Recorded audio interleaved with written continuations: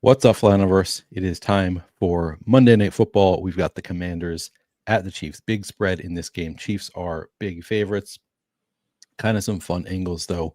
A lot of different ways you can play this one. Adam, how you doing today? How did Sunday go for you? Doing pretty well. Sunday was fine. NFL, I think, was pretty much normal. Bijan obviously killed a lot of lineups. I swapped in one decent $50 single entry. I swapped from Javonte to Rashad White, and that obviously didn't work out very well. Showdown, I came out a little bit ahead. Had a sweat in NBA though. Didn't quite get there. Finished sixth in the lotto, so could have been a lot better Sunday, but overall came out around even. Sixth place, probably good enough to make money at least. Yeah, like 2x in the contest. Okay, yeah, that's the worst. Getting so close to the top, not quite getting to the when you get to the exponential increase. Yeah, sixth place, like 1% of first place. That's kind of brutal. Yeah.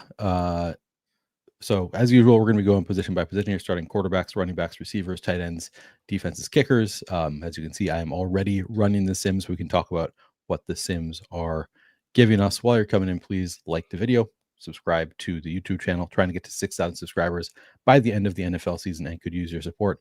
And of course, if you're not already signed up for Run the Sims, that's what's on the screen right now. You can use promo code Neil to get 10% off your first payment on any of their products. I had a fine Sunday. I lost a little bit of money. I was kind of pissed at myself for throughout the day just not getting to the players that I liked. On the main slate, Breece Hall was like my biggest stand, and actually I got to a lot of Breece Hall. That wasn't the issue on the main slate. The main slate was I had 79% Bijan Robinson, which was just I was kind of I think Bijan Robinson, Jonathan Taylor, Christian McCaffrey, they're all pretty similarly good plays, and just I saw I was getting to a lot of Bijan Robinson. Should have done more to cut that out to get to more of the others, and I just didn't do that because in the end I was he is playing Miami. How badly can this possibly go for Bijan Robinson? I'll just accept 79%. I'm still getting to a lot of JT, and that just kind of crushed my portfolio. So could have been a really good day, just didn't end up getting there. Yeah, it was one of those days too where it's frustrating on one hand, but it feels good on the other. When I was going through and double, triple checking projections and everything, two of the guys that kind of no matter what I changed were projecting a little bit ahead of prop market and a little bit ahead of other sites and everything were James Cook and Breece Hall. And so there were two guys specifically that I looked at okay, we're just going to be higher. I can't figure out without just saying, let's make it 2 points lower. I don't know how to make this lower. So it was nice to see those guys come through. Robinson was tough because his projection went up when Drake London got ruled out as well. And I even mentioned it in Discord. It was I thought that Robinson and Taylor were basically the same play. And then London got ruled out. It was okay, well, Robinson projects better now, but you also do have to consider that the chances of the Falcons offense just completely not functioning do improve or increase, somewhat here. But still against Miami, didn't actually think that would be the case. Yeah, it just seemed like the matchup was so good. It was unlikely to fail. So yeah, it was one of those where I didn't feel strongly enough to have 79%, but also didn't feel strongly enough to move off of that when that's what the Sims were giving me. So, but then on the night slate, Sunday Night Football, all day, I did multiple pieces of content. I do the expert survey. Said my favorite captain is Tucker Kraft. I did the write-up for fantasy points. Love Tucker Kraft. He's my favorite captain. Everything I'm talking about. And then I get to, at the end of the day, I had 8% Tucker Kraft. I was half the field just because, again, I didn't give myself enough time. I mean, that one was just a timing issue. Didn't have enough time to keep adjusting to Tucker Kraft. And then, of course, he had the best game of his career by far. So that was frustrating. Just did not reflect in my lineups what I really wanted to do. But tonight, we're gonna change everything. I'm going to make a better, more concerted effort to make sure I get to my favorite plays on this slate. Looks like the Sims are almost done here, but we can start talking about the quarterbacks, and we can start with the away team. Marcus Mariota starting for the Commanders. Marcus Mariota historically does run a bit as far as the matchup with the Chiefs. Not great over the past 5 weeks. In particular, the matchup for quarterbacks against the Chiefs is the 5th worst, although it is slightly positive for running quarterbacks. Adam, how much are you getting to of Marcus Mariota? Are you playing him in the flex, the captain, and are you stacking him when you play Marcus Mariota? Yeah, I'm getting the 46% at flex. I'm getting the 7% at captain. I think he looks fine at 9,200. This is another one of those kind of weird slates where there's a lot of good to really good plays, but a lot of them project really similarly as well. Like you have Patrick Mahomes at the top, you have Rice behind that, and then it's just kind of like a bucket of guys that are in like a 12 to 15, 16 fantasy point range, including Mariota. So I do think that 9,200, he looks good, and he does give you that rushing upside, that you mentioned, that kind of builds in a floor as well. One thing I would mention that I don't think is like super important, but in his 2 starts this year, only a 19 and 9% rushing market share. So he is somebody that, like, he'll have those games where he runs a lot. He does give you rushing touchdown upside as well, but he's not somebody that projects to run quite as much as, say, Jaden Daniels. He's not, like a Justin Fields, where, not that Fields never has bad games, but, he's not necessarily one of those quarterbacks that, like, you're guaranteed a decent game because he's just going to look to take off and run 10 times. He doesn't necessarily run that much, but he does run, and he does give you rushing touchdown upside. So I do think that, he looks fine here. Have him projected for 49% flex ownership, 8% captain. So I'm mostly around the field there. As far as stacking goes, when I have him at captain, it looks like mostly at least one pass catcher. Not going too crazy on the stacks there, but it looks like, pairing him with Debo a lot, which clearly makes sense. And then, like some Zach Ertz, some McLaurin here and there, McCaffrey here and there, but stacking, but not like super aggressively. Yeah, I mean they're only projected to score 19 points. Tough to want to play a ton of them.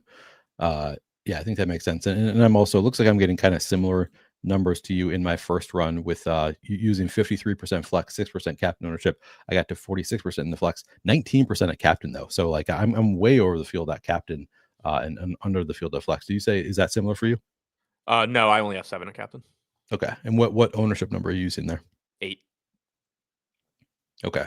So yeah, you use a little bit of a higher ownership number, then you get a little bit less. That makes sense. On the other side, we have Patrick Mahomes is 11,000 projected for 60% flex ownership, 31% captain ownership. Using those numbers, I got to 51% in the flex, 39% of captain. So even with 31% projected ownership of captain, I got to 39%. Surprises me a little bit that I'm getting to that much with that kind of an ownership number.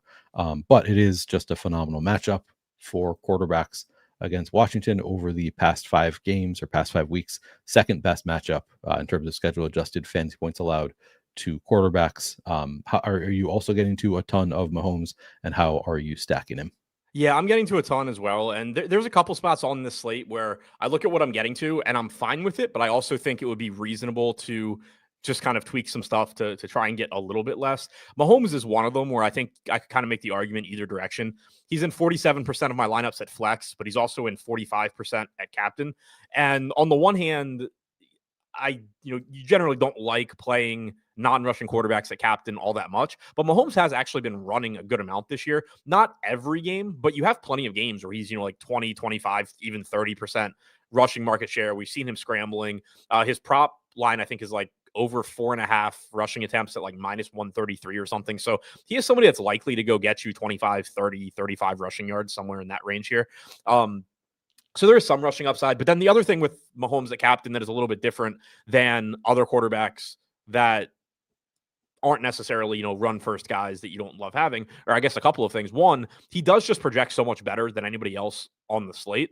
And that's a function of it being the Chiefs offense. And there's a lot of different ways that you can stack Mahomes and still not basically be competing with yourself and playing like the same lineup over and over again. You have so many different ways you can go. Obviously, Rice at the top, but you have Kelsey, you have Worthy, you have Brown. You can still mix in Juju or Thornton, even though those guys are going to see less work now that Rice is back. There's just so many ways that you can go with a Patrick Mahomes captain team that I don't mind having a lot of him at captain. But again, if you wanted to walk it back a little bit, like in the sim run that I did, his fantasy point projection came out to like 25 points. Rice came out to like 17.5 as the second highest guy. If you close that gap a little bit, whether it's, say, I think Rice runs a few more routes and gets an extra fantasy point and a half, I think that Mahomes scores a point less, whatever.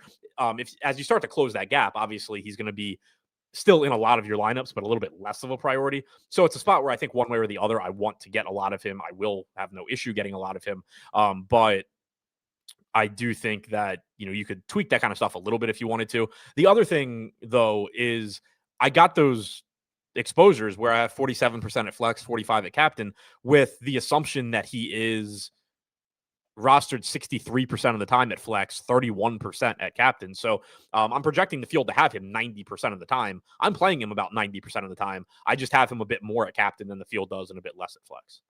Yeah, and that appears to be exactly the same for me. So it's I'm projecting for 91% here using. I mean, are these your numbers that I'm seeing here? No. Okay, so yeah, similar numbers though. Good, 91% projection on Mahomes, and I got to 90% just with more of it at captain. So the Sims just like him better at captain with these numbers being the projections. Interesting to see that, but when you have Mahomes at captain, are you having mega stacks or is it like solo stacks? What are you looking at? So it looks like a good amount of 5-1s when he's at captain, a lot of 4-2s as well, some 3-3s mixed in, but it does look like, a decent amount of like Kansas City onslaughts here, which does make sense because again, he spreads the ball out. Also, we haven't talked about it yet, and obviously won't talk about it till later in the show, but the other guy that really stands out to me that I'm getting a lot of that I don't necessarily think you have to get a lot of is Harrison Butker. So he's somebody where it makes some sense to, just be mixing him in, throwing him in as a relatively inexpensive piece on your Mahomes captain stacks. You do get sort of negative correlation in the sense of,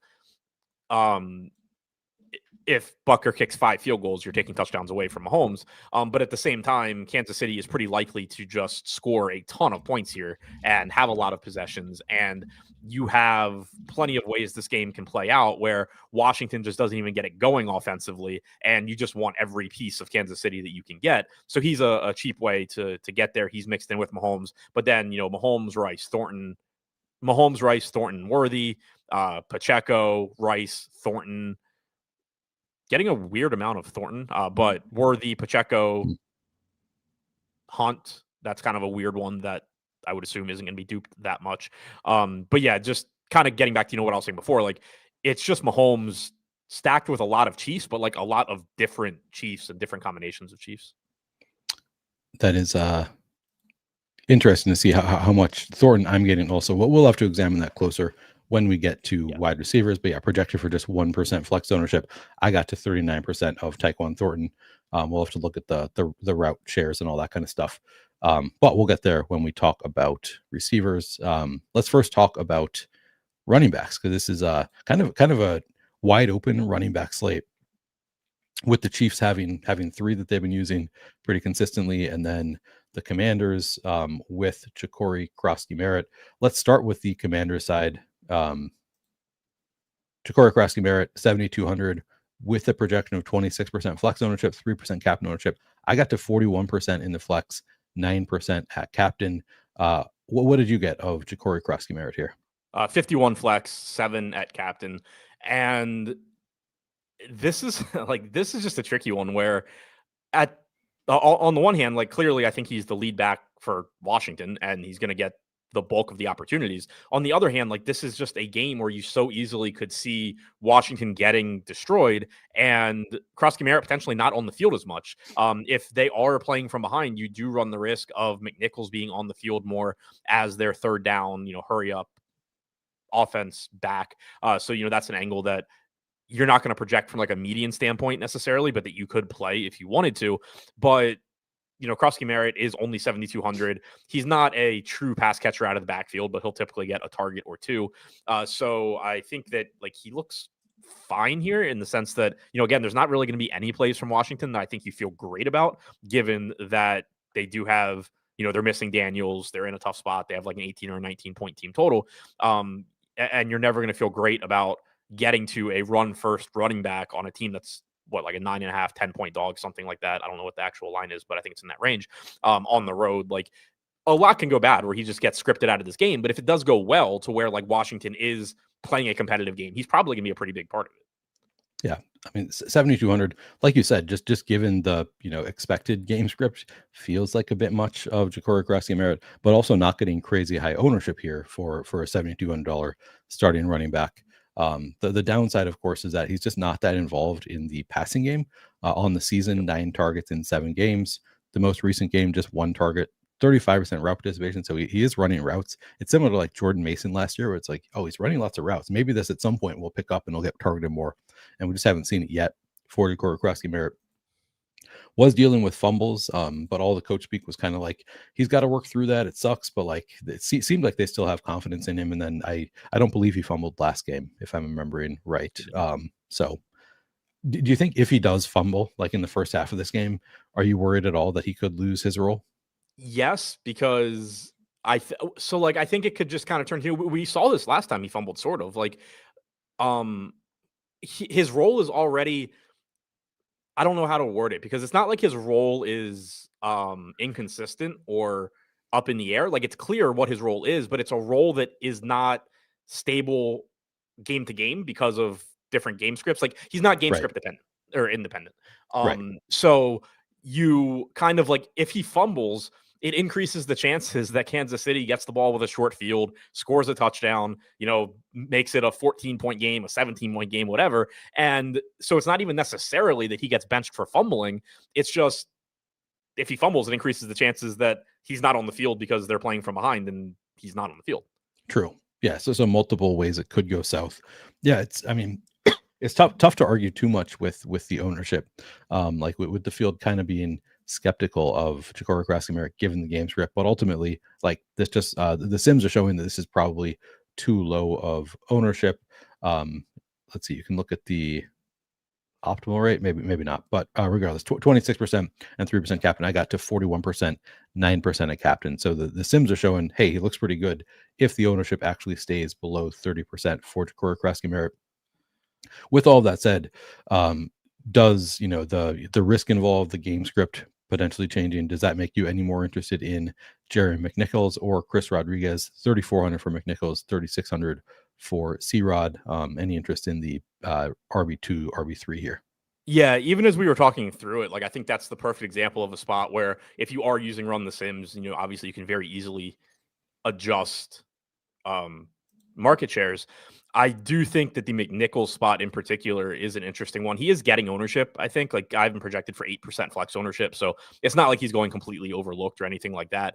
But there's just a lot of volatility where clearly I expect Jaworski Merritt to be the lead runner in any sort of competitive game, but you could certainly build lineups with the assumption and sim lineups with the assumption of, okay, let's say Kansas City is just immediately playing from ahead, and so let's cut Jaworski Merritt's rushing market share and let's give those, lower the carries overall, but also give a higher percentage to McNichols, give McNichols a higher target share because he's on the field more. And then suddenly you just have McNichols in this script where, like, yeah, he doesn't score 20 fantasy points because that's, I mean, unless he like houses one or something, that's not what you're really talking about. But you're talking more about the game where the Chiefs are just playing from ahead for the entire game, and you end up with like 5 receptions for 25, 30 yards for McNichols or something. But, in full PPR, it's 5+ points right there.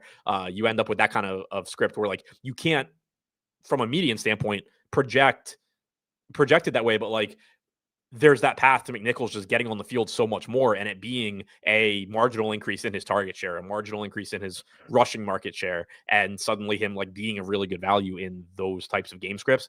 For Rodriguez, I think it's a little bit more difficult. I think he's more so just in the, like, there's touchdown variance and it's a showdown slate bucket. Like, I don't know. I can't think of a game script where you would assume ahead of time that Rodriguez is the beneficiary. The immediate one would be Jaworski Merritt immediately fumbles, and maybe they just say, like, all right, enough of this shit, Rodriguez, go for it. But like, it's not like, it's McNichols if they're playing from behind. If it's competitive or they're playing from ahead, it's Jaworski Merritt. I don't know, barring injury or massive fumbling or something, what the actual game script is for Rodriguez. So I think he's more of the, like, if you play him, it's you're hoping Washington gets to the 2-yard line and they happen to put Rodriguez on the field. Yeah, or it's contingent upside, or like that would be the little bit of standalone value he has is, I mean, you may recall that Dan Quinn did promise to us that Chris Rodriguez is going to be the goal line back coming into the year. Yeah, I mean, it could happen though. He could see some goal line opportunity. Maybe you get garbage run from him. Like, that's possible. Yeah, I suppose that's a good point. Like, it's weird that they would give the garbage time run to the veteran, but yeah, that does seem like the likeliest scenario because he doesn't have that much of a standalone role. Let's see, 9 snaps in week 7. So some paths to contingent upside for C-Rod. 4% projected ownership. I think that seems fine. Like I have no issue with 4%. Like that seems about like efficient ownership to me. But the Sims are giving me 0 with that projected ownership, so you kind of have to force it if you want a bit of C-Rod, which I think there are worse plays. But yeah, I mean, I have 3% C-Rod, 1% McNichols right now. I do think that, like, if I'm max entering, I would want probably to take the time and just build kind of some separate sets of lineups where I kind of nerf Krosky Merritt's role and directly increase McNichols. Just because, like, at 3,400 with some ownership, I don't think McNichols is going to pop up that much, but there are very specific game scripts that are relatively likely to happen where I think McNichols is just a lot better than projection. Yep. Chiefs side, also an interesting one because they are big favorites, and typically you're going to want running backs on teams that are big favorites. Not getting to a ton here, and the field is not getting to a ton. And this is a spot that I think I'm going to have some interest in, but Pacheco, 7,000 projected for, 39% flex ownership, 6% captain ownership. With those ownership numbers, I got to 34% in the flex, 3% at captain. So a bit underweight on Pacheco using these numbers. I do think that these are a bit higher than I have seen elsewhere for the Pacheco projected ownership, which is part of the reason that I came into this thinking I love the Chiefs running backs because they're all going super low owned. Here you do have a bit more ownership going to, I think, all 3 of them, which makes them less appealing. How much, what kind of ownership projections are you giving to the Chiefs running backs, and how much are you getting? Yeah, so right now I have 28% going to Pacheco at flex, 6% at captain. And as a result, I do like him. I have 46% at flex, 5% at captain. He's another one where I do think that there is just input volatility here in his projection as well. Because we kind of got coach speak or talk in general that, Pacheco is really starting to look like what he was prior to injury, and they want to use him more. And then you kind of saw that starting to happen. But then last week was just such a weird game where Kareem Hunt got banged up, but then also the game turns into a huge blowout where Bashard Smith ends up with like a 34% rushing market share, which clearly is not what you're projecting to happen normally. So you haven't had that game yet where you look at it and you're like, all right, I feel really good now about projecting Pacheco to be the guy. But I also think Pacheco might be the guy. One thing that did stand out in, I think it was the last game, if not, it was the one before that. I don't think he scored. I don't think he got the ball, but Pacheco was on the field at the goal line, which we actually had not seen like all season long. It had very consistently been Kareem Hunt inside the 5. And we did get Pacheco out there at least either last game or the game before. I think it was a showdown game because I remember specifically thinking that I had made sure to increase Hunt's touchdown rates because of how Kansas City had been using him, just for Kansas City to finally stop doing it. But that kind of goes hand in hand. It goes in line with what we're hearing about, like they think Pacheco is ready to step up and take on a bigger role. So I do kind of like that idea of getting there first, and hoping that ends up being the case. And it's not like, if you're wrong and that's not the case, it's not like you're drawing dead. He's still cheap. He's still going to get carries on a team that's a big favorite. Like, you could completely overestimate his role in the offense and still just get there because he scores a touchdown and catches a couple passes or whatever. But I do think that there's a good, or at least a decent chance that this is the game where, when you're projecting next week, looking back, you go, oh, it's Pacheco now and Hunt is running back 2, as opposed to they have 2 number 1 running backs. Yeah, I think so. I've been trying to get ahead of the Pacheco thing because, like you say, it's been like the coach week has been phenomenal for Pacheco. It's like, yeah, he's starting to look like the old guy. We're really getting going. Really want to get Pacheco going. That'll help us out quite a bit. Like, has been pretty consistent. Most recent quote that I found, or the one that just came up on the 8th, I thought Isaiah Pacheco from Andy Reid. I thought Isaiah Pacheco did a good job running, catching, and blocking on Monday night. He got a little bit more play time, which I think is good. Kind of get him into the swing of things, and that helped. At the same time, Kareem Hunt is had a good day. But there was kind of a lot of quotes that they want to get him more involved. And then you look at the actual usage, and it's been stronger for Pacheco recently I just pulled up the last 3 games. I didn't like look at which ones to look at specifically, but over the past 3 games, 64.4% snap share for Isaiah Pacheco, 34 carries, 8 targets, 41% route participation. So like fairly strong usage relative to what he was getting early in the year, to go along with some really positive coach speak. I played him on the main slate last week, and then of course it was Brashard Smith, just completely split carries with him. So didn't really go well against the Raiders. But I still think that it is like, yeah, it seems like they're wanting to lean on Pacheco more and more. He has not really had that breakout game yet, but kind of feels like it's coming and could happen here against the Commanders. I actually haven't looked at the last 5 schedule adjusted fantasy points allowed. It looks like it's a top 9 or so matchup against the Commanders here for running backs, particularly on the ground. So strong matchup. The usage pretty strong for Pacheco again. And then I don't know if we're expecting this Kareem Hunt. I think he has a bruise on his knee or something. I don't know if that's going to affect him at all. If that affected him in the last game, I'm not really sure what the situation there is with Kareem Hunt, but I think he's off the injury report, right? So we're expecting him to play. Yeah. But regardless, I think like Pacheco is still kind expecting him to play. I don't actually know if he's on the injury report. Yeah, right.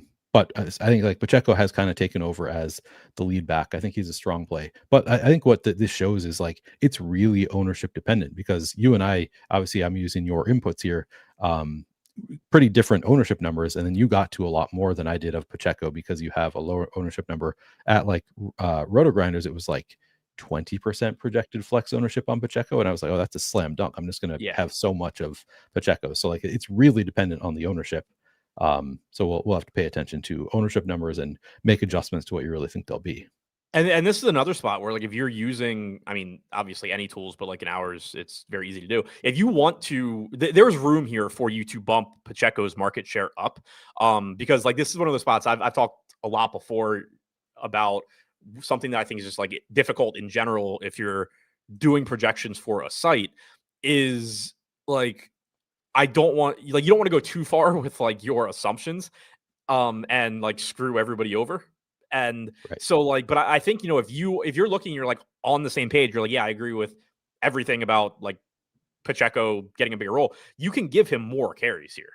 He's not projected to his ceiling in terms of market share. And like, it's just, it's tough. And it does just kind of set up as one of those spots where like you can get there before everybody else, because you haven't seen the game yet where like his actual numbers are a lot higher than his season average, but like you can see it setting up. If you look, and I think you mentioned it, but like if you look at his route participation for the season, he's averaging about 54% overall. But through the first 4 weeks, his highest route participation was 55%. Week 5, 61%. Week 6, 76%. Last week, 50%. But again, that's a game where he just wasn't on the field in the fourth quarter because of the blowout and not because of anything to do with him. And then also with like his rushing market share for the season, averaging about 35%, hadn't gone above 38% through the first 5 weeks, got to 41% in week 6 with Hunt at only 21%.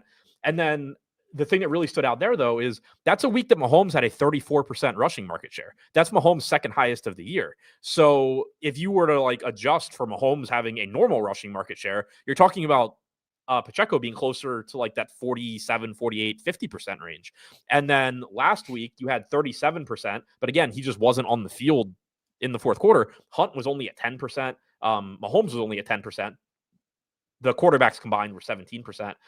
But, Smith's at 34%. So, like, you can kind of just see it setting up where you're going to have that game soon where it's like, oh, Pacheco had a 65% route participation, 52% rushing market share, and, he was 25% owned in Showdown. And he's facing a Commanders defense that has allowed a lot on the ground, and they're big favorites. Like it seems like this could be the game where we see the Pacheco breakout. So yeah, I like that shout that you can actually, I mean, you can change the inputs to the workload that you're expecting for Pacheco, or I mean, you can also just change the flex ownership. Like this seems, again, it's higher than I have seen elsewhere. Maybe that comes in a bit lower than where he is right now. So yeah, I think Pacheco, very strong play. But then we also have Brashard Smith. So it looks like based on these inputs, you're not reading anything into what happened last week with Brashard Smith getting 14 carries to Pacheco's 15, and 5 targets on 22.5% route participation. You're seeing that as kind of a fluky thing because of the matchup and the injury to Kareem Hunt. The score. I mean, you just had Yeah. Smith late in the game. Like I still think he's going to be involved as a pass catcher. Where I think he drops off is rushing market share, and I have him a little bit higher there than I would actually like. I think, like it's completely reasonable, and I think it's 8%. But like if you look at his rushing market share, you had 15% last week, or sorry, that's target market share. You had 34% last week, which, obviously I think you can just kind of throw away. 0% the week before that, 5 the week before that. He's had 1 week above 7% other than last week when he was at 34%. And you kind of had gotten that in the coach speak too, where they're like, we want to use Brashard Smith more, but also we have guys that can run the ball. So it's kind of like we want to use him as a pass catcher more. And he does have a 50%, give or take, target per route run so far this season. So like when he's out there running routes, they're throwing him the ball, and it does give him showdown value. He is also up to $4,000 as a result, though. He's actually more expensive, I think, than Kareem Hunt, which is kind of crazy, I think. But yeah, so like I'm not expecting him to have like a big rushing workload, but you could, I guess, like if you're really gonna mess around with game scripts in this one, which again I think it's a fun slate for that. But if you're gonna go the route of like giving Krosky Merritt less and McNichols more, then maybe you want to also give Brashard Smith a little bit more of a rushing workload, because in that McNichols script, you're talking about the Chiefs playing with a big enough lead that Washington is out of their base offense.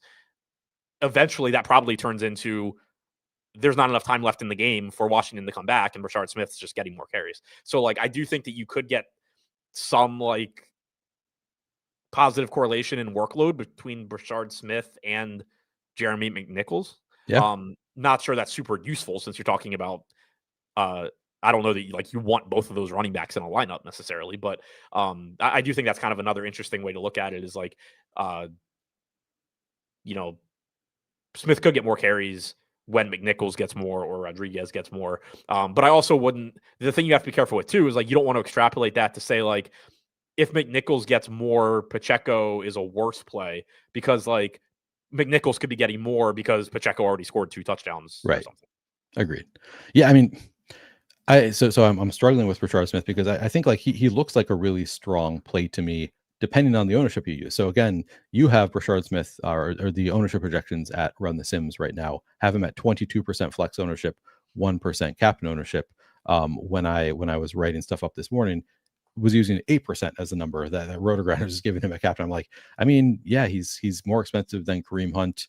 We're probably jumping the shark here if you want to play a lot of Brashard Smith, because I don't want to read too much into what happened last week. But if people are not going to read anything into what happened last week and the coach speak, rookie taking a jump forward, like if he's only getting 8% ownership, I would like slam him. I would have so much Brashard Smith at that ownership number. Whereas again, if people are going to be like, no, Brashard Smith is the lead back now, look what he did last week, he's going to get a lot of ownership, I wouldn't want a lot. My guess is that he comes somewhere in between these numbers, probably at like 15% flex ownership, something like that. In which case, I think I would like Brashard Smith again. Like you say, this number isn't real. The 14 carries that he got last week was very much game script dependent. But the Chiefs are 10-point favorites here at home. Like it wouldn't be that surprising if the same thing happens again, where it's just like, all right, we've got three score lead in the third quarter. Let's start trying out, showing the people this rookie running back that we have. And he gets a lot of work late. Plus, he's already involved as a pass catcher, which is obviously more valuable than a rushing role. So I do think that there's a lot to like here. And even if like obviously the 14 carries from last week isn't real, maybe he does take on a little bit more. We do have some positive coach speak on Brashard Smith. Yeah, and just digging into last week a little bit more, because I wanted to double check it for my own purposes too. In the first half last week, you got 8 carries for Pacheco, 4 for Hunt, 1 for Brashard Smith. In the third quarter, you got 5 for Pacheco, 3 for Smith, none for Hunt. I'm assuming Hunt had gotten hurt by that point. Yeah. I don't remember when the injury was. And then in the fourth quarter, you got 10 for Smith, 2 for Pacheco, 3 for Gardner Minshew. So like very, very heavily skewed toward garbage run as far as rushing workload for Rashard Smith.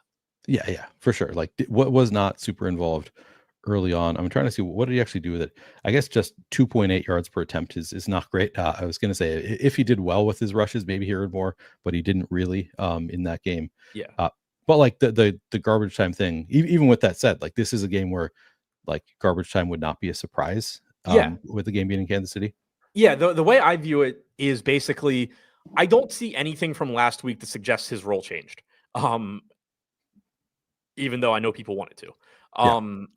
But this is a game in general where you would project Rashard Smith to have a little bit bigger role just because there's a pretty good chance that it's not competitive down the stretch. So like I think that he projects better here than he would in other spots, but I also think that you're going to have people kind of jumping the gun on it. And so it's like, okay, well, I do kind of like him here, but I don't necessarily like him if 15-20% of the field is going to click on him because they like the player and because if they look back at last week, he had a really big role. Yeah, it's so ownership dependent for me, which makes it tough given the pretty wide range of ownership projections for Rashard Smith. I'll read off the coach speak from Andy Reid on October 23rd. He said, first he said, Kareem Hunt has a bone bruise on his knee. He's going to be okay, but we'll have him sit out practice today. I don't know that affects anything on game day for Kareem Hunt, but then on Rashard Smith, he says, Rashard Smith has done a nice job of picking it up. At that position, you've got to know the pass game, the run game, and then the protections that you have to take care of. The protections get a little crazy with all the different looks that defenses throw at you, and then with as many types of protections that we have in our offense. And he's hung right in there and done a good job. We've been able to give him a little bit more each week in different roles. We're moving him all over the place. I wouldn't see that part changing. We're going to keep utilizing his talents, hard worker, all that, the intangible stuff. I love hard worker, all that. And then he says the intangible stuff's great. He says, I think Kareem Hunt has a special feel for short yardage. Isaiah Pacheco too, but Kareem Hunt has always had a knack for that. And he's a load. He's a big kid, strong. So those are the quotes last week on the running backs. I agree with you. Like, we don't see anything really in the workload to suggest that anything has changed. Like, if the game is close, they just don't really use Rashard Smith except for kind of gadgety stuff as a pass catcher. But Andy Reid keeps saying like, oh yeah, we're expanding his role. We're using him in more places. I don't know. Like there is still, even without seeing much of it last week, and one carry last week, he had it's better than slightly better, I guess. It's something in the first half. But regardless, like, could take on more, and maybe I'm wish casting also for the rookie running back who I have in my best ball bags. But I think that he's like talented enough. They're using him as a pass catcher. Maybe he takes on more of a workload if things don't work out well with Kareem Hunt and Isaiah Pacheco, which they haven't really done that much so far. So I don't know. I think that he is a strong play if he gets single digit ownership, not a great play if he gets 20+% ownership. And then if he's in the teens, I don't really know. I probably try to match the field, I think, is where I'm at with Rashard Smith. Yeah. And I do think that like by lock, he does project a little bit better. And by lock, I mean the next time that I update anything, just because like I do think you can give him like an extra carry or two. One other thing I will point out with him, and again, it's not like super predictive or anything, but just to reiterate, and we've seen this with several rookie running backs this year. You saw it with RJ Harvey, who obviously he was great last week, but you saw it with him. You saw it at one point with Ali Gordon, but there has been like, you can kind of squint and see what you want to see in terms of like an increased workload. Rashard Smith, 4% rushing, 0% rushing market share week 1, 4% week 2, 7% week 3, 13% week 4. And you kind of like got this narrative going, everybody's just like, oh yeah, it lines up with the coach speak and like rookie progression and blah, blah, blah, blah, blah. 5%, 0%, and then 1 carry in the first half. So it's still like, yes, it can happen, but, and this is why the ownership, you keep saying he's ownership dependent. Like, it's really fun to, in a showdown context, in a game like this that could end up being a blowout, you have extra outs. It's really fun to be like, let's just see what happens with Rashard Smith. Let's click him into some lineups. But if if 20% of your opponents are doing that, then you're better off just saying like, yeah, okay, hopefully Rashard Smith does what he's done 6 other games this year. Right. Yeah, it's so ownership dependent. We'll keep an eye on it. Again, I'll be doing another show prior to lock with updated ownership numbers. I'll take a look around the industry, kind of see what we can gauge from other projections and ownership numbers. But yeah, this one again higher than I've seen elsewhere on him. He's going to be very ownership dependent, something to monitor. And then Kareem Hunt is currently, I mean, he's 3,000 projected for 14% ownership. How much did I get there? Hang on.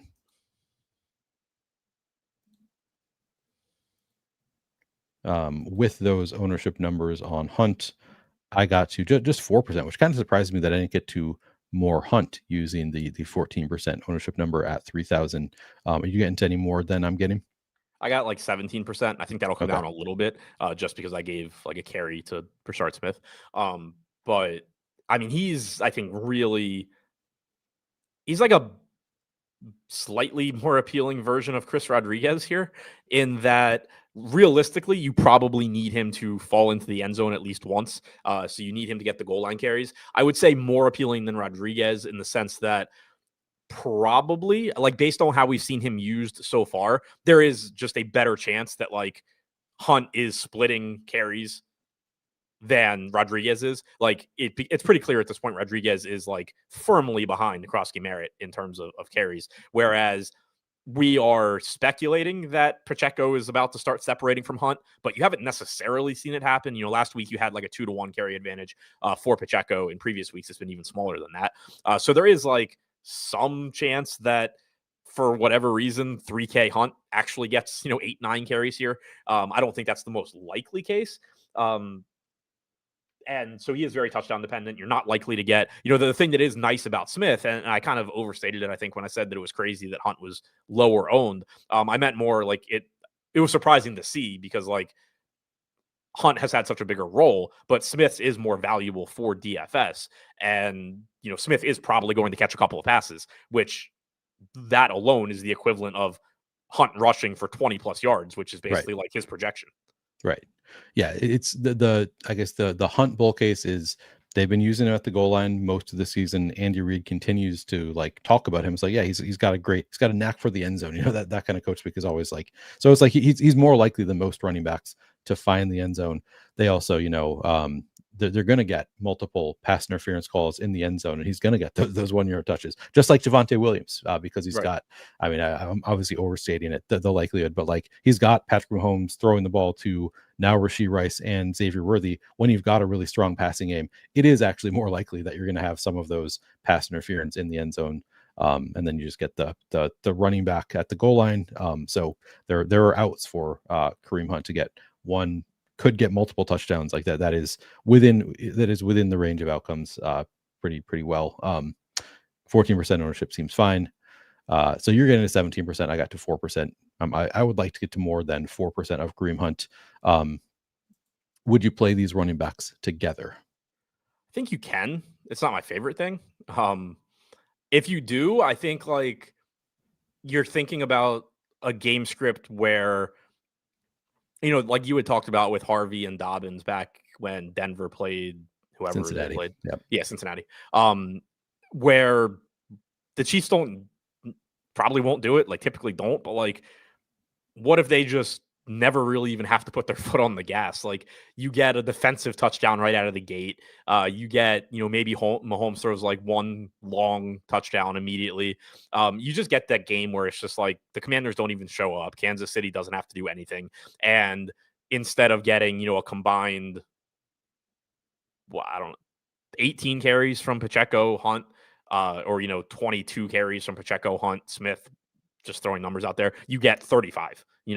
Right. That I think would be like the game script that you're thinking of. I don't think that they are super appealing to play together if you're assuming like a relatively normal, this is just a 7 to 10 point game throughout type game. Yeah, if you're expecting a blowout, they'll look good together. I think I might like it slightly better than you do. I should say, I like the idea of playing multiple of these running backs together. Just because I think that the likelihood of a blowout would not be surprising at all to see the Chiefs just have a huge win. I would like the idea of playing the Chiefs defense in those lineups also if you have multiple running backs together. But like the price tags are low enough that like, Pacheco in the first 2.5 quarters gets to 100 yards and a touchdown, and then it's Rashard Smith the rest of the way, or Pacheco gets a 100-yard bonus, Kareem Hunt scores a touchdown. I don't know. I think that there's like several outs to multiple of these running backs working together, but I don't have a strong like these are the two you should play together. I think I'll have combos of all three of them. Yeah, I do think that Smith fits better with Pacheco or Hunt than like Hunt and Pacheco fit together.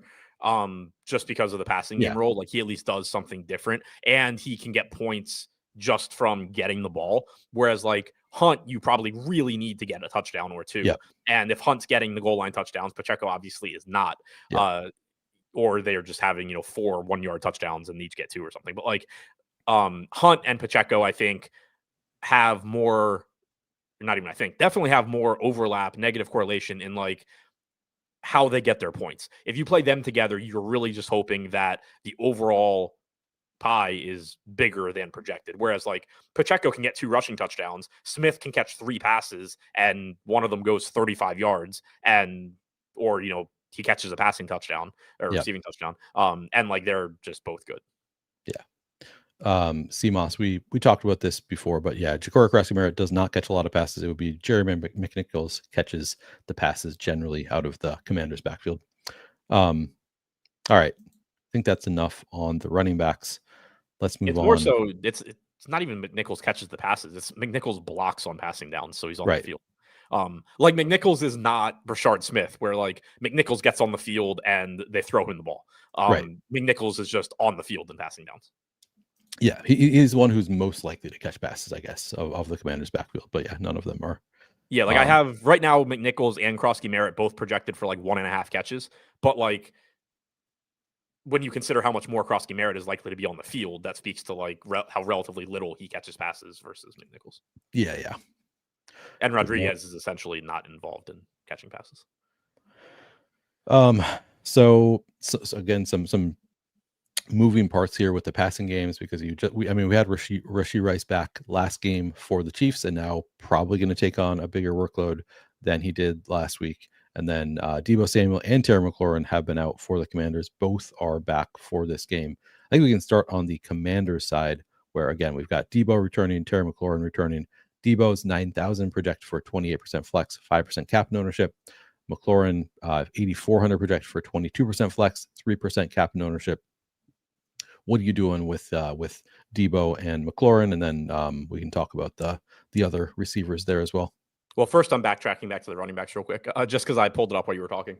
But in the last 2 weeks, and I'm throwing out Rashard Smith because we know that it was pretty much, or it was, from garbage time last week. But in the last 2 weeks, 3 carries inside the 10 for Pacheco, none for Hunt. Neither of them have a carry inside the 5. Mahomes has the only one.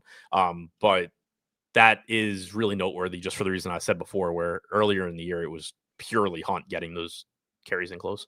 So that's just another one of those things that like you haven't seen that full game like from Pacheco, but it seems like it's really trending that way. At wide receiver, I don't actually know what you asked me. Starting with Washington, right? Deebo and McLaurin. Yeah. Start with the big two. I have a lot of Deebo, 51% flex, 17% captain. Kind of scares the shit out of me, but at the same time, in full PPR, like he's just such an appealing play because you have the relatively low ADOT guy. They'll scheme the ball into his hands on screens, short passes, whatever. Try and get him the ball in space. He's been targeted even in the games, 2.5 games or whatever that him and McLaurin played together at the beginning of the year. He had like a 0.25, 0.26 target per route run. It's just, different routes, very, very heavily targeted. So like you get that. Also, you do have, the very real risk that this offense just doesn't function. But clearly Deebo is going to be a big part of it and has a very good chance of just getting there based on PPR. So I have a lot of him. I don't have that much McLaurin at 8,400, 9% in flex, 1% at captain. Clearly he's capable of big plays, but you do also just have a lot working against him in that he doesn't have Daniels at quarterback. He is coming back from a 3 or 4 week lower body injury. My assumption is that he's running most routes, probably not immediately coming back to like 95%, but also I'm not expecting him to be like severely limited. But he is just somebody that you're expecting to catch fewer passes than Deebo because of the routes that he runs, lower, catch rate, higher ADOT, all that stuff. So like you have the big play threat there, but also, I guess, a lower floor. I hate saying lower floor because like Debo's floor is also non-existent, but probably a lower floor than Debo. I think actually even a lower projection than Debo. And then one other thing that kind of just sucks about playing McLaurin is Kingsbury, overall has been clearly good with this offense. He's, for a season and a half had a productive offense. He has not consistently made Terry McLaurin good. It's been very like hit or miss as far as like, we have this 3-week stretch where we're using McLaurin effectively and getting him open. And then we're going to follow that up with a 4-week stretch where he's basically a decoy for the entire game. And we're, just not going to move him around the field and we're just going to let teams take him away.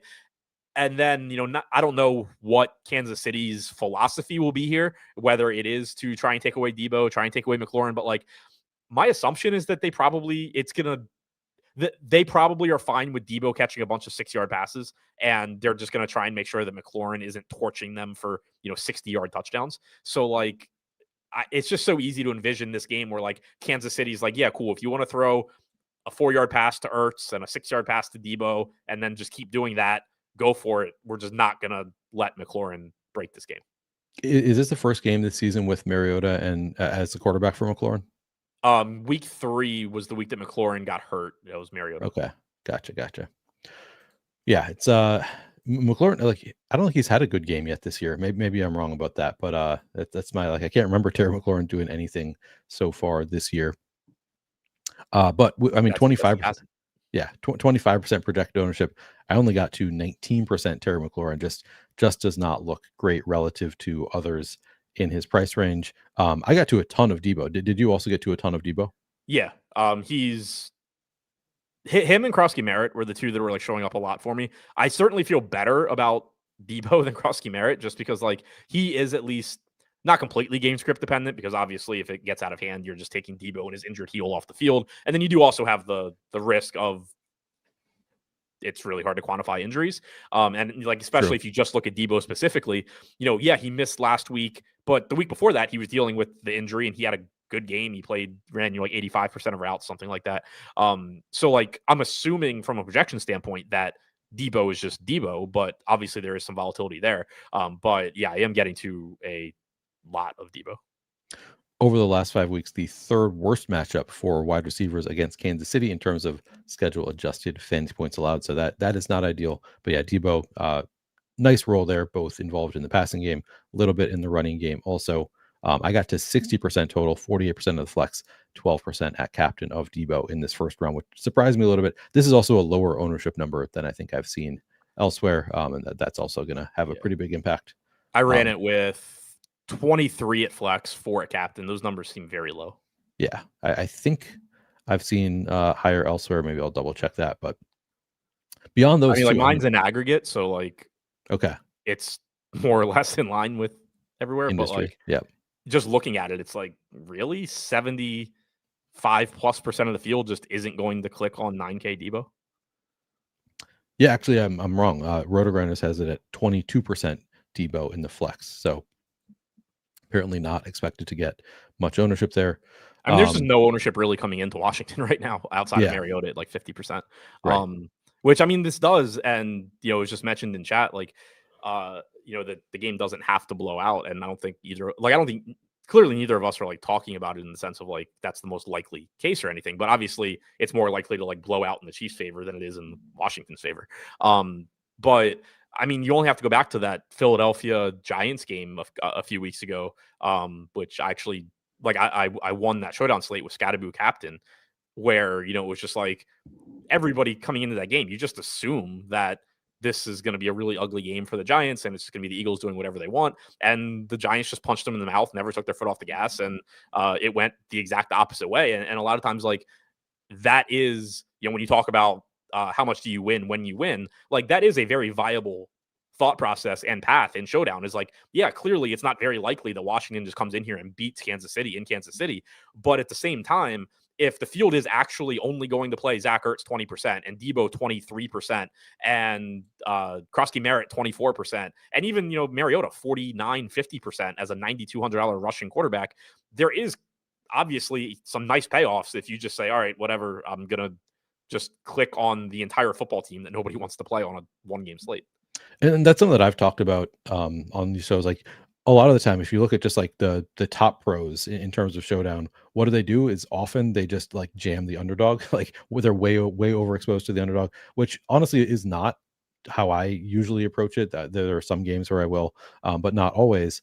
And you can see like this is why. Like you just look at some of the top sim lineups. I mean, the third one down here, I guess this one's this one's 4-2 Commanders, but we've got a lot of these like heavy Commanders lineups near the top. Another 4-2 here. I'm guessing we'll find some 5-1 lineups here as well, but just a lot of the lineups that sim the best are going to be the ones that are heavy on the underdog. Just kind of like, yeah, what if the game goes a little bit differently than what everybody is expecting? Like happens all the time. Football, there's so much randomness involved in football, and people look at it, it's like, well, obviously the Chiefs are just going to crush the Commanders, but like the odds of that happening is like 25% maybe, or not crushed the Commanders. It'd be lower for crushing them, but like there's a pretty good chance it's going to be a close game, and the Commanders going to be lower owned, and even if the Commanders do lose by 13, they can still score a lot of fantasy points as it goes. So yeah, they're totally viable, especially at low ownership here. Any beyond Debo and McLaurin, I don't know what to do with the wide receiver 3. I don't have a great read on who else I might want to play here. Similar to last night, it was kind of a tough spot where it was like, okay, now we have Calvin Austin returning, and it's like, I don't know if he's going to take back the role he had. They've been going to a lot of tight ends. They're going to do more of that. Like this is another one where it's like, all right, so we have a very small sample size of Debo and McLaurin together. In one of those games, Noah Brown played both of them. Now he's out also. Is it going to be Jalen Lane? Is it going to be Luke McCaffrey? I guess if we look at last week, it was Chris Moore ran 80% of routes, Lane 72%, McCaffrey 50%. What is your read on this wide receiver 3 situation here? Yeah, I mean, I think you just get a pretty even route share probably between like Lane, McCaffrey, and Moore. Like in 3 wide sets, you have Debo in the slot, but like they've used McCaffrey outside, they've used Lane outside, and then Moore has been like almost exclusively outside. But with McLaurin coming back, like Moore was basically like the McLaurin replacement. So like I still think he's involved, but I don't think that you're seeing like, 65, 75, 80% route participation for Moore. He played 1 game where McLaurin was in and did not get hurt, and that was week 1. He had 24% route participation. Lane was at 32. I think Noah Brown was in that week. He was at around like 45 or 50, if I remember correctly. So like I'm expecting somewhere in like the 30% range, give or take, for Moore, and then probably like 40% ish for Lane, McCaffrey. I think they're all in the same bucket as far as like they're not going to be on the field a ton, and they're basically guys that you need like a splash play from.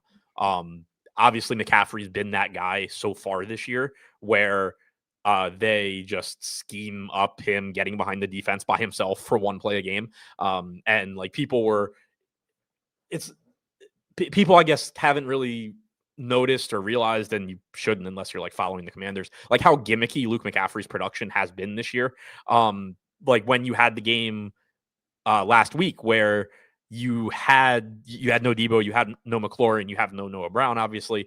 So there was like this assumption like, oh, McCaffrey's just going to go out there and be a monster. And it's like, no, McCaffrey's probably going to do nothing because now he's just going to run a bunch of useless routes as opposed to going out there and having plays schemed up for him 30 yards away from the line of scrimmage with nobody in the vicinity. But like he's been that big play guy. So like that can still obviously happen. None of those guys are likely to get there on, he caught 6 passes for 80 yards or something like that. It's more likely if you need one of them, it just happens to be the one that there's a broken play and they're behind the defense. Yeah. Well, what do we have the projected ownership here at? We've got McCaffrey, 3,800 projected for 5% ownership. Lane, 4,200 projected for 4% ownership. Moore, 2,600, 1% ownership.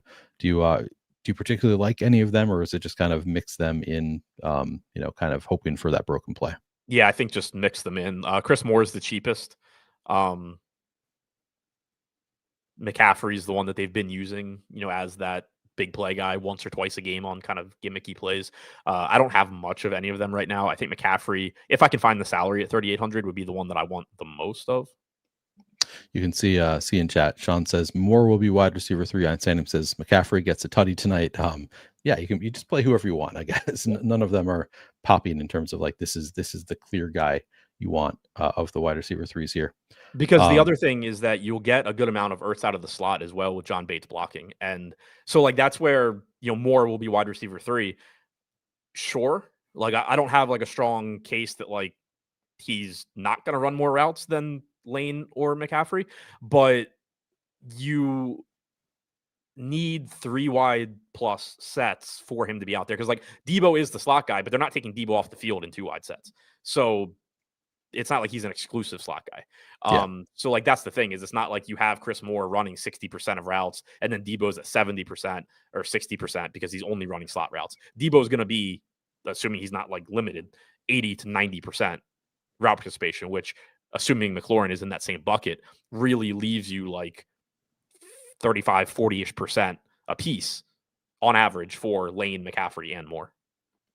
I guess if you want to make the case that like maybe Debo is limited, I don't know, like he seems like the type who's going to fight through anything. So even if he's limited, he's going to be like, no, I'm playing. Like I don't think he's going to like sit out, but could re-aggravate his injury. I guess Jalen Lane would be the one, or Lane or McCaffrey, but Lane ran more routes. And he's cheaper, so like Lane would jump to me as the one who would potentially benefit if Debo is limited. He's more expensive, man. This is tough. I think even that like it gets tricky. Chris Moore benefits because Chris Moore is the guy that they will probably use the most in 2 wide sets, right? And they'll run earths out of the slot more. So like they would all benefit, but I think like if you told me that Samuel gets hurt on the first play, I would have a higher route participation for Moore than I would for McCaffrey or Lane, I think. Right. As far as the coverage matchups, I'll just pull that up here. See who has the best coverage here. Zach Ertz benefits the most from, followed by Chris Moore. It looks like Terry has not run enough routes to qualify for this metric. I don't think this tells us all that much. So somebody asked if you had to pick one. I guess Moore because he's the cheapest. Like he's the one that like if he scores a touchdown, probably does the most toward does do the most toward paying off his salary. So I guess I would go with Moore if I had to choose one, but if I do not have a great read on it. Yeah, if I had to choose one, I think it's McCaffrey because at any of those prices, if they catch a 50-yard touchdown, you want them. And they're probably not going to get enough volume that you want them otherwise. And McCaffrey is the one that like they're clearly designing those plays for once or twice. We'll talk about the Chiefs receivers. C. Moss says, Neil won me $1,000 last night. That is awesome to hear. Good reminder that if you want a Flannelverse hat, you can win one by using the Flannelverse avatar. Winning $1,000 or more, send out a social media screenshot of the win and send me your address. I will send you a hat. So if you are interested, just make sure you get the word out that you won that money. All right, let's move on to the Chiefs receivers. Rashee Rice is back, and last week I don't believe he ran full routes. It looked like it based on his box score that he got involved right away, but only 42.5% route participation for Rashee Rice last week. I think the assumption is that is going to move up over time, but you can see here, this is why I hate Chiefs Showdown slates, because look at the route participation just across the board. It's like so many players are involved, nobody running more than 67%. No, nobody played the fourth quarter last week. Oh, okay. I mean that does impact things. That's good. I mean, obviously some people did, but not the ones that you care about. I mean, but you can also see it in week 6, kind of the same things. Like nobody's running. And to the point of Rice, in the first half, his route participation was 48% using fantasy points data. So like that comes out to probably something like 55, 60% in the data that I use. But you had Worthy at 69%, you had Kelsey at 62, you had Rice at 48. So the top wide receivers there were Worthy at 69, Rice at 48, Hollywood at 38, Juju at 35, to your point. Yeah, it's just gross.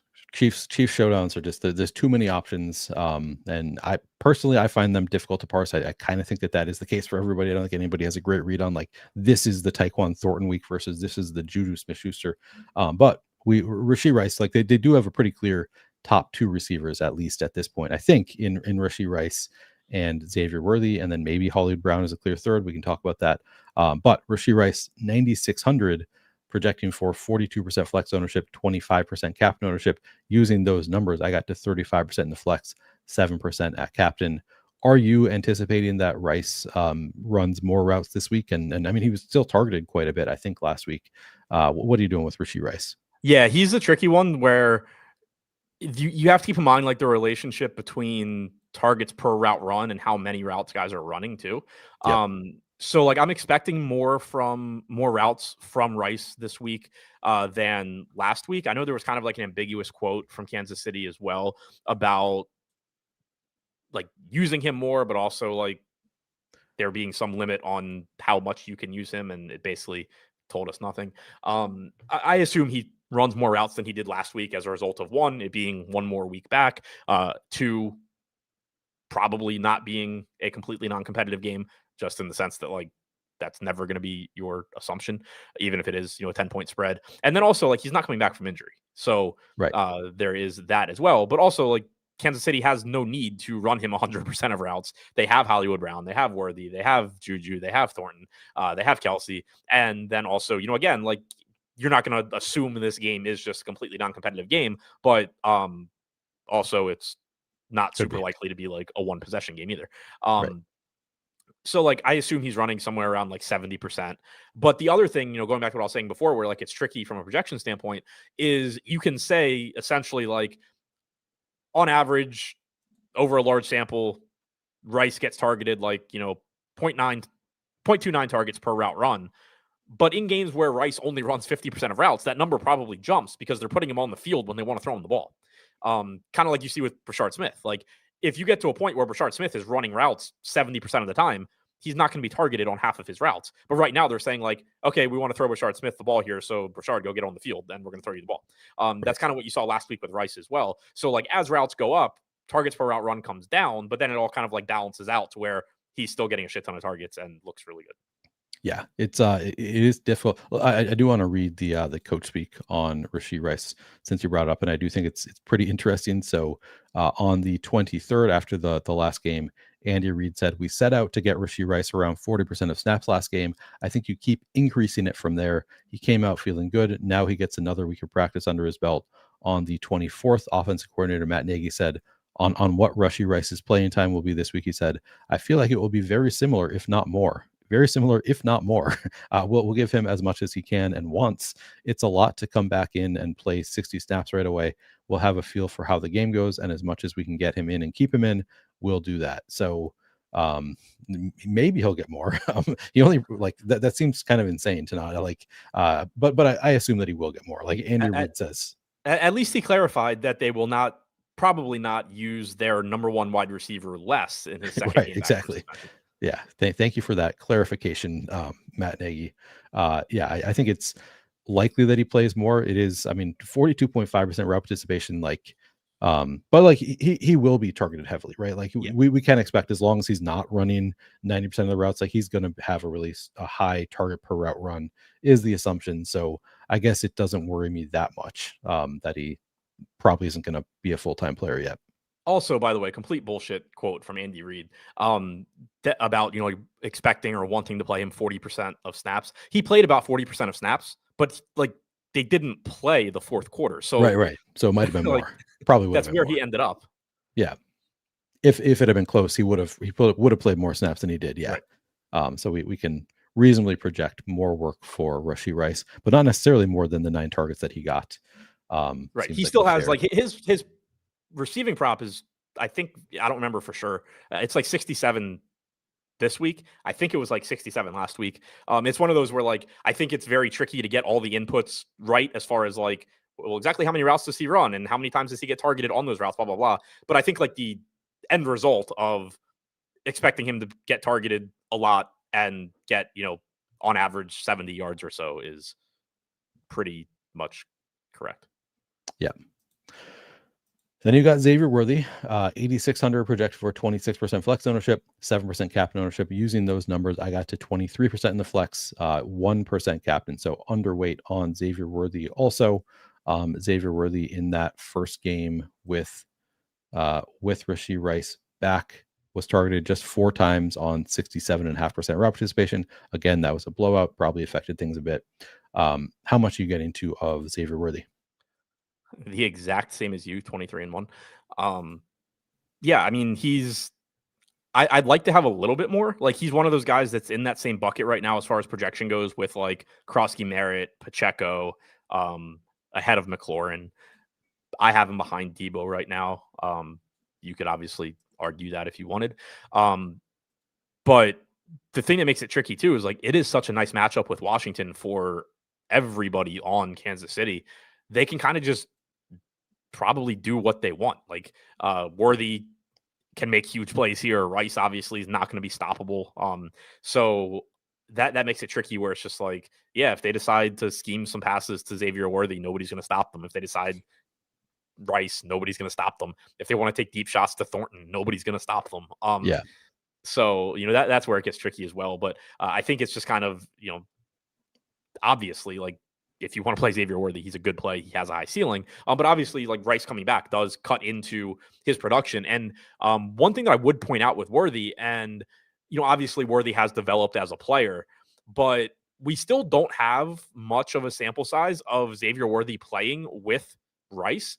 But when they have played together, Worthy has gone from, the wide receiver one guy that Mahomes is looking for right off the bat when Rice is out to the take the cover off the defense, go run wind sprints. We're not going to throw you the ball guy. Yep. And, again, not to say that like that is permanently the role. We're talking about, I think, 5 total games now.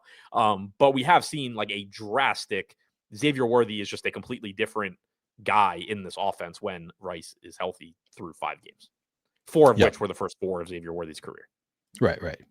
So we don't have a huge sample size here, but that is what we've seen so far. So I'm going to read off Deegs' quote because I think that it's actually applicable to the rest of this discussion. Deegs says, I used to hate slates like Chiefs or Bills, but I've gotten much better results just going in, knowing that if the chalk hits, I'm buried worse than usual. But if not, then there are so many paths to bink. That is true. And actually, I think I've actually probably made money lifetime on Chiefs slates, or almost certainly, because I've had at least one big bink with Justin Watson. I think it's that I hate doing content on Chiefs and Bills slates more than I hate actually playing them, because you're right, like it is just you spread it out, play spread out the more contrarian guys on the Chiefs in particular. It's like gonna work out pretty frequently, and I think that's why you give Tyquan Thornton 1% projected ownership. I got to 39% Tyquan Thornton in this run. You give Juju Smith-Schuster 15%. I got to 1% Juju Smith-Schuster. Just like playing the contrarian guys, because it's all random. Nobody knows what the hell Andy Reid is going to do game to game. And then Marquise Brown 11%. I got to 5%. I think that this is like it's all so ownership dependent in how you play the Chiefs receivers. But looking at the route share, like Tyquan Thornton just 22.5%. Last week, obviously there can be a lot of variance in that number. We had Juju Smith-Schuster at 35%, Marquise Brown at 45%. What are you getting to with the Chiefs tertiary receivers here? Yeah, I mean, I pretty much see it the same way as you do, and I did, just as we were talking, like take 5% route share off of Thornton, so his projection will drop a little bit, but it doesn't really matter that much because when you're not playing any of these guys for their median projection, you're playing them for the chance that they catch a long touchdown or catch a touchdown period or whatever. Like these are guys that obviously, just because of the way football scoring works and their roles in general, like there's just so much variance around their projection and salary that you're just playing them for the potential upside. But really, I just want the guys that aren't going to be popular, because whatever Kansas City decides to do, they're likely to have success at it.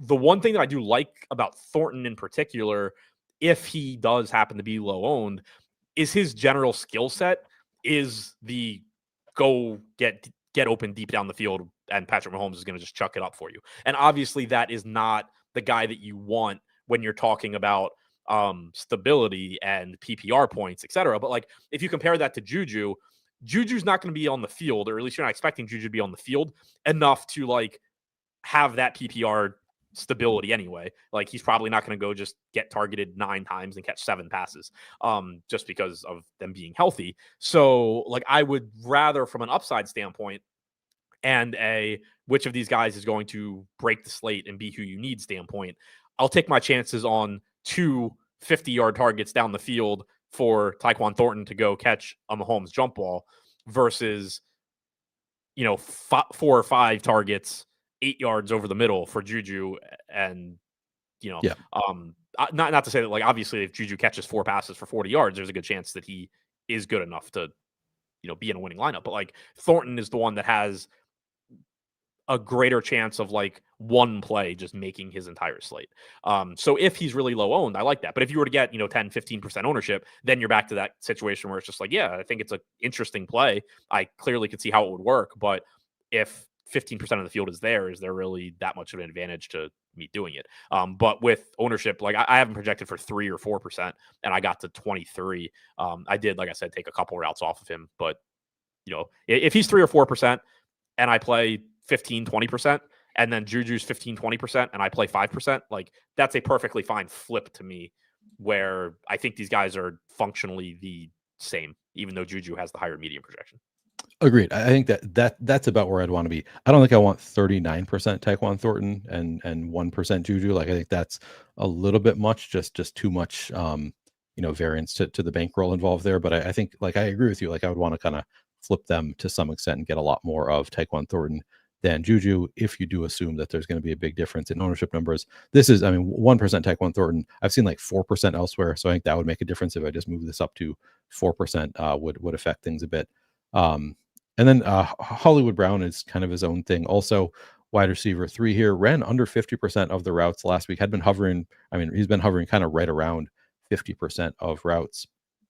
What are you doing with Marquise Brown now that Rashee Rice is back and he's 5,400? How much do you want of Marquise Brown?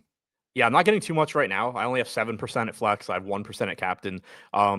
Like clearly the role takes a hit, and this is a spot where like you're assuming, or at least I'm assuming, Kansas City continues to use all of these receivers. And so the problem becomes like, yeah, there are routes available because they're probably not going to run Rice 90% of the time. They're not going to run Worthy 90% of the time. But you do expect Worthy and Rice to be the top 2 guys in terms of route participation. And then, so as long as they're going to continue using Thornton and continue using Juju, there's only so much that Hollywood can do as far as being on the field. If you get, something to pay attention to in general is like, as soon as you see a game where like Juju just doesn't run routes or Thornton doesn't run routes, then it's just like, oh, now there's the path to Hollywood being that 65, 70% guy.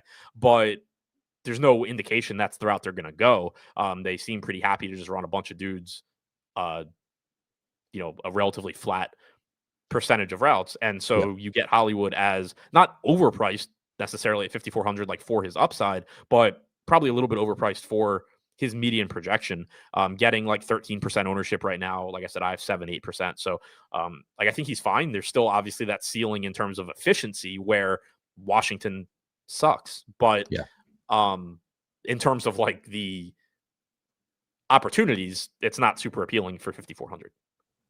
Yeah, exactly. I think he is probably a little bit overpriced for his role, but like you said, like still can hit. Probably I'll be a little bit underweight, but I think he's kind of just fine. Anything else on Chiefs receivers? No. I don't know if you heard, Adam, but it is National Tight End Week. So now maybe we just jam the tight ends here. We've got Travis Kelce, we've got Zach Ertz, Noah Gray, of course, your favorite best ball pick. We can start with let's start with the Commanders. Zach Ertz, 5,600, projected for 28% flex ownership, 2% captain ownership. The Sims clearly do not know that it's National Tight End Week. Only gave us 9% Zach Ertz. How much you get into? How much do you want of Zach Ertz? I only have 13% at flex. I have 2% at captain. I think that like he's okay. McLaurin coming back should be a downgrade for him, just in terms of McLaurin getting targets. Debo, obviously you expect to be the guy that gets quite a bit more than Ertz. Also not a good matchup overall against Kansas City. I know you mentioned the coverage types being favorable for Ertz, but in terms of production that they've allowed to tight ends this year, pretty much been non-existent, whether you run your routes in line or not. They have been the third worst overall matchup for opposing tight ends. So, obviously that's not great over the last 5 games. You don't get a lot of yards after the catch from Ertz, notorious for that. So, I think he's okay, but he's not somebody that I'm like going out of my way to get to. I will say I don't really have much of the tight ends period in this game, which doesn't feel great for a showdown slate in general because they always somehow come through. True.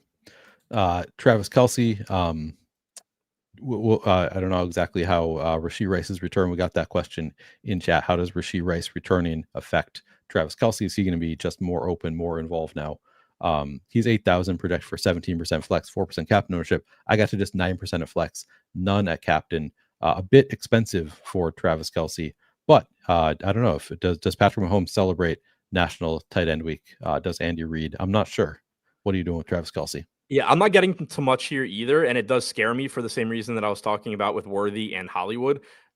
If Kansas City wants, for whatever reason, like if Kansas City looks at Washington's defense and they're just like, we think the easiest spot to exploit is Travis Kelce, and they choose to use Travis Kelce, nobody's going to stop Travis Kelce. It's but like that goes for Rice, it goes for Worthy, it goes for Hollywood, it goes for literally anybody. Whoever Kansas City chooses to utilize is probably going to have a really good game. Obviously, we are guessing at what that's going to be, and generally, you're just going to be guessing based on what they normally do, which is Rice won, and then everybody else kind of falling in behind. So at that price, I am having trouble getting to him. But if you are somebody that wants to play Kelce, I think the only argument you have to make is that you don't because of how likely any of these guys are to be efficient. You don't have to move the needle that much in terms of like, no, actually, we're going to take these targets away from Rice. We're going to take them away from Worthy. We're taking them away from whoever. We're going to funnel them to Kelce for whatever reason. I think they're going to funnel to Kelce. And then suddenly Kelce's really good because Washington is not going to stop anybody. Yeah, and it's schedule adjusted, not as good as for wide receivers, but I'm not sure that we really you don't get too much. Marshawn Lattimore, right?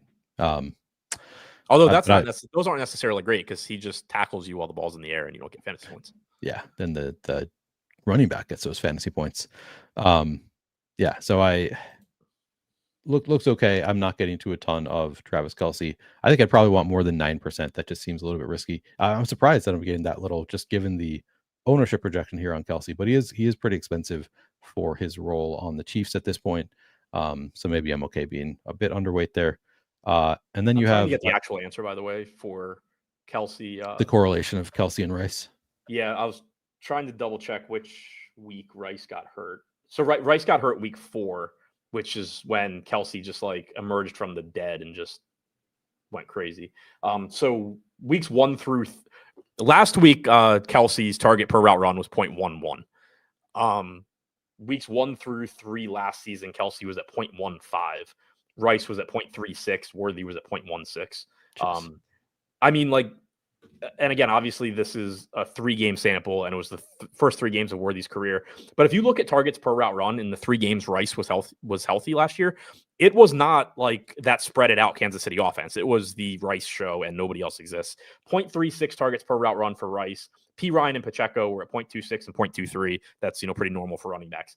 Worthy 0.16, Gray 0.16, Kelce 0.15, Juju 0.15, and then it drops down to 0.1 and below. Like nobody else existed for Patrick Mahomes other than Rashee Rice in the 3 games he was healthy last year. Yeah, which is and last game, I mean, 9 targets on very limited route participation. Yeah, he's a fan. He's a fan of Rashee Rice. And we saw last week, it looks like Noah Gray's role kind of diminished with Rashee Rice back. Do you think, is that what we're seeing here? Is this just Rashee Rice returned and we saw Noah Gray's role decrease quite a bit? Or do you think this is just variance in Chiefs? Yeah, I mean, he still had like a pretty big role for a tight end too. Ran 35 to 40% of routes, but that's a lot less. He had been, 58% the week before that, 50 the week before that. On average, he's at like 46% for the season. So you have seen it kind of fluctuate as well. But Rice being back, I think does hurt him a bit because like you're not expecting Kelce to lose a ton in terms of route participation. But you are trying to play Juju and you're trying to play Thornton and you're trying to play Hollywood along with Rice and Worthy. So, naturally, I think you expect a little bit of a drop off in opportunities for the tight end too. But I still think you're going to see Gray out there, 35, 40% of the time.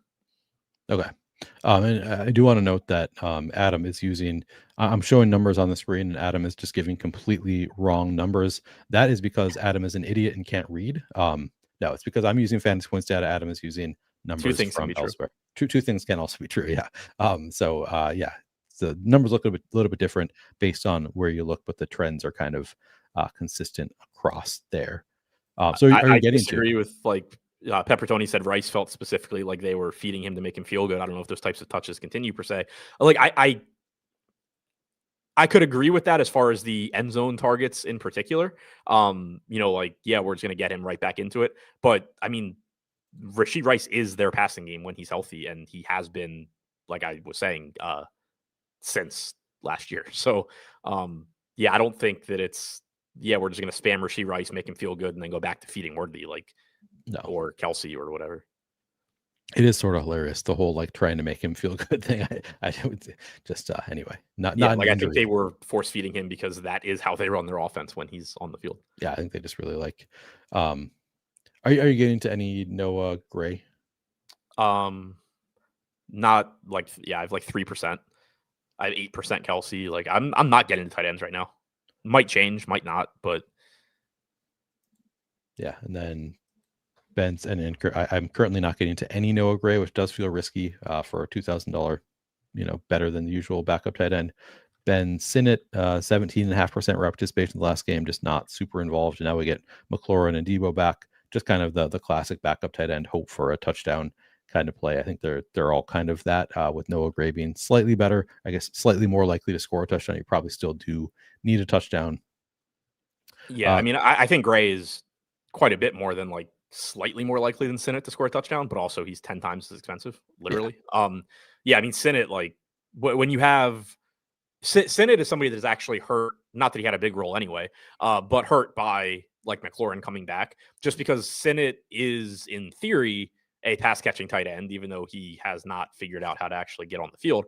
But like as you start just removing wide receivers from Washington, you do start opening the door for like, okay, we need somebody that can maybe go catch a pass. Like, let's try Ben Sinnott here. But when you bring those receivers back, you have Bates, who's an elite blocker. You have Ertz, who's clearly the pass catching tight end ahead of Sinnott. So it becomes very difficult for Sinnott to even get on the field. That being said, he's in like 4% of my lineups right now just because he's $200. Yeah. Kickers, defenses, any takes? Unfortunately, I'm getting a lot of Harrison Butker right now. I mentioned it earlier, but this is a spot where, like, if you wanted to just not get as much of him, clearly that would be fine. Like, there's so much variance in kicking projections. And I'd actually been working to try and get ours like flatter and mostly have succeeded. But now you run into this issue with Butker where the Chiefs have a 29-point total. Even accounting for the fact that Butker hasn't been that good this year, he's just going to project well for a 5K player, especially when you don't have great projections on a lot of 5K guys in general on this slate. So I'm getting a ton of Butker right now. I wouldn't mind turning some of that into like Hollywood or Juju or whatever.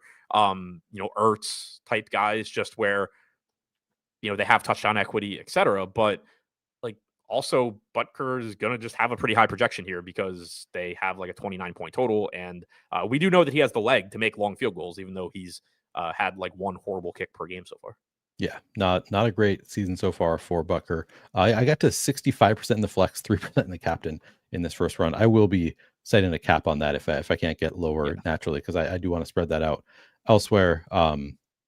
And then as a result, I'm getting to just 9% Matt Gay. I think I'd like to, like you said, it makes sense, like to get more of the team that is significant favorites. I just don't think that I want as big of a spread as I'm getting right here. I'll even that out a bit. Do you have any great takes on defenses? And one other thing I will point out with Butker is, like, I mean, I really hate talking about kickers this much at all, but if you look at what he's done this year, he's averaged like 8.7 DraftKings points per game. He has run horribly in his last 3 games. 0 field goal attempts against Jacksonville in a game that Kansas City scored 28 points. 1 field goal attempt against Detroit in a game that they scored 30. 1 field goal attempt against Vegas in a game they scored 31. Weeks 1 through 4, 3, 2, 4, and 4. And he scored 11, 7, 13, and 13. So, like, again, I think on average, expecting, a 10 and a half point game from Butker is very realistic if his team scores 29, 30 points. He's just the last few games really run the issue of Kansas City just scoring every single time they have, like, scoring touchdowns every time. But also, like, if I remember correctly, he's kind of just gotten unlucky on specific plays too, where like I don't remember them specifically, but like, just a fourth down or third and long, like pass interference bailout, at the 35-yard line or something, where like clearly they're going to kick a field goal, but now they don't have to. Like, you've gotten that type of stuff as well. So I do think there is Harrison Butker regression coming, which is the most in-depth take I'll ever give on a kicker. Well, the other side is also Matt Gay is currently questionable, as Marquee Sports points out. Who is Washington signing to kick for Gay tonight if he doesn't suit up? It'll be a totally different slate. We might not have a kicker on Washington. I don't know if DraftKings would add a kicker in that case, but I'll read. This is from Nikki Javala. I'm not sure if I'm getting that name right, but from The Athletic. Guess that you did not, just because you said it with zero confidence. So even if you had it right, no, that's how you say it. You say Nikki Javala. You say it with a question mark. That's how you pronounce that name. Says Commanders kicker Matt Gay was added to the injury report Friday with a back issue. If he's unable to go, the team has until 4 p.m. to make alternative plans, elevate someone from the practice squad. No kickers on the practice squad currently. Sign a kicker to the practice squad and elevate him, or go with the guys they have. Could also sign a kicker to the practice squad, elevate him, and keep Gay as questionable until they have to declare inactives 90 minutes before kickoff. So it says or go with guys they have. I don't know if they mean like, do they have? I assume they mean Tressway. Okay. Wait, Tressway. Okay. You think they would use? Have they used him as a kicker before? I don't think so. I'm just saying, like, I assume that's what that means. Like, probably. Yeah. I don't like. Do they have a running back who played kicker in high school or something? I don't know. We'll have to monitor. We'll know. Maybe that's what Krosky Merritt's actually good at. Yeah, maybe that's where I'm going to get all my fantasy points through Krosky Merritt kicking points. Yeah, the answer is I don't know. I don't think anybody knows as of right now. We will know before tonight who is going to be the kicker. Back injury for a kicker also seems really problematic. It does seem not great to have a back injury. And that was added Friday. So yeah, kind of a recent back issue for Matt Gay. We should know by tonight. We'll get the inactives out. I will be doing a show again prior to lock tonight. Do you have any takes on defenses? Anything else you want to get out, Adam? Washington's defense sucks. Kansas City's defense is good. Yeah. As far as I don't know, I haven't actually looked to see what I was getting. Of course, I have more Washington. I mean, me too. I'm getting 30% Washington, 4% of captain, because they're only projected for 3% flex ownership and only captain. Yeah, I have 20% flex, 1% captain on Washington, 11% flex, no captain for Kansas City. Yeah, I mean, obviously Kansas City is the defense that you would want as far as like who's likely to do better. But also obligatory reminder that defensive fantasy points are not super correlated with actually playing good defense. Right. It's just like, can you get a random pick six off a deflection, some random shit like that. All right. I think that is all the takes. Please like the video, subscribe to the channel if you are not already subscribed. And of course, use promo code Neil to get 10% off your first payment at Run the Sims. Adam, anything else you want to say before we get out of here? Nope. All right. I'll be back prior to lock, about 85 minutes prior to lock. So around 6:50 Eastern, 5:50 Central, I believe, is when I'll be going live. Again, breaking this all down with a little bit more information tonight. Thanks everybody for watching, and I will see you later.